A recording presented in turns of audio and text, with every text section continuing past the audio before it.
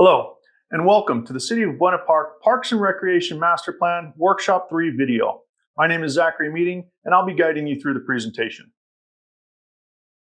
The purpose of the Parks and Recreation Master Plan is to develop a guide or an implementation tool for the successful development and management of parks and recreation facilities. Most importantly, this tool is based on local community input, what the community of Buena Park is looking for. So that way, all of the recommendations that are developed as part of this report are based on community ideas and views on parks and recreation. The process is broken up into 5 steps. First, an inventory of the existing conditions and recreation facilities that are available to the community. Next, we'll go through an extensive community outreach process where we'll listen to local voices, the community's wants and desires for recreation. Then we'll compare those two in a needs analysis and identify any potential gaps in recreation facilities or programs. Then we'll provide recommendations to support the wants and desires for recreation services by the community. Lastly, we'll provide funding and implementation tools to actually continue to develop the parks and recreation system for the next 5, 10, 15 years. The timeline for this project will run approximately 11 months. Starting back in December of 2022, we've come a long way to where we are now at the Workshop 3, right there by the star. We'll continue collecting data and information from the residents as we finalize our community outreach process. Then we'll move into the reporting and final presentation phase of the project.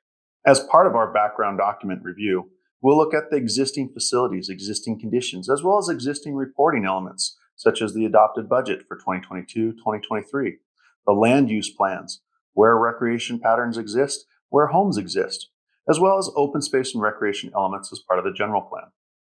Some of our preliminary analysis as we've gone through the parks, there are 13 parks within the city, 2 swimming pools, a skate park, a dog park, community gardens, and community recreation centers. Another element we look at is where is the geographic distribution of those park facilities. You can see the map here identifies all of the park facilities, as well as the community centers, the gymnasium, and the event center, the senior center. Continuing on with some of the background research, we also look at the inventory of programs. What programs are being offered? What attendance levels were there for those programs? And what the community might look for in future programs as we develop the Parks and Recreation Master Plan. Some of our early research into the demographics identified a 2022 population of 83,430 residents. The age ranges are then broken down on the right-hand side of the screen by percentage. You can see 4 different distinct demographics in terms of age. These age ranges all follow closely the county averages as well. This is but one tool that we look at to identify some of the potential age ranges for future programs and facilities. After going through the background information and looking at the existing conditions, we now come to the extensive community engagement, where we'll go through stakeholder interviews, community workshops, such as this one, a project website, feedback comments, as well as a statistically valid multimodal survey.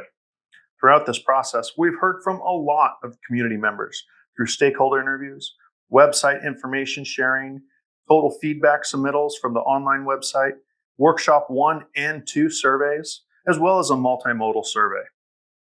Sharing some of the information we've heard back thus far, from the stakeholders we heard program needs such as after-school programs, aquatics, childcare for toddlers, cultural programs, events, health and wellness classes, joint use programs, as well as transportation.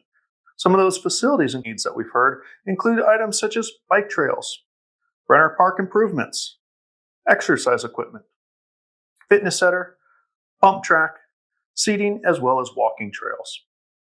Information that we collected during the multimodal survey include the following items. We heard 45% of the respondents get their news and information about the city parks, programs, and facilities from the city's website. 69% of those respondents identify that they're satisfied with the maintenance of the parks and open space areas. 60% said that they are satisfied with the recreation programs, classes, and activities. More so, when we collected this information, we see that there was a great distribution of participation from all across the city. And additionally, part of the multimodal survey, we asked people, what's one recreation program, class, activity you would like to see added or improved? We also asked, what is one recreation facility you would like to see added or improved in Buena Park. And here you see those lists. Some of the program elements include activities for toddlers, arts and crafts, dance classes, fitness, swimming, senior classes, and yoga. Some of those facilities include dog parks, fitness exercise equipment, landscape improvements, playground improvements, restroom maintenance, safety improvements, as well as walking and hiking trails. Our first workshop was held on April 27th. It started with an in-person event and also was available for a video presentation online. We collected over 94 total surveys, and you can see by the chart on the left, participants were evenly distributed throughout the entire community. As part of that workshop, we'd ask people what are the most important community characteristics, what are the issues or trends that may be negatively impacting those characteristics, and what role can the Community Services Department play in addressing those issues. Some of the responses we heard are displayed here. Some of those great community characteristics included safety, programs and activities, great schools, community pride, involved and active, parks, great and unique elements, clean, friendly people, restaurants, events, and diversity. Some of the issues or trends that may be negatively impacting those community characteristics included homelessness, lighting, needing more security lighting, graffiti, potential safety, maintenance, funding, crime, lack of youth activities, outdated parks, facilities, and infrastructure. When we asked what role can the Community Services Department play to address those issues, we heard from the participants community engagement, more communication, and including the residents, lighting, maintenance, homeless outreach programs, volunteer food drives, soup kitchens, funding, social media, promote programs and events, more bike and walking paths as well. As part of our outreach process, we conducted a second workshop on June 8th from 6 to 8 p.m. Following the workshop, an online version of the presentation and survey were available to the community. Overall, we received 165 completed surveys and collected information from residents all across the community. Some of the questions asked during Workshop 2 included, what park people visit the most? And what do you do when you visit the park most often?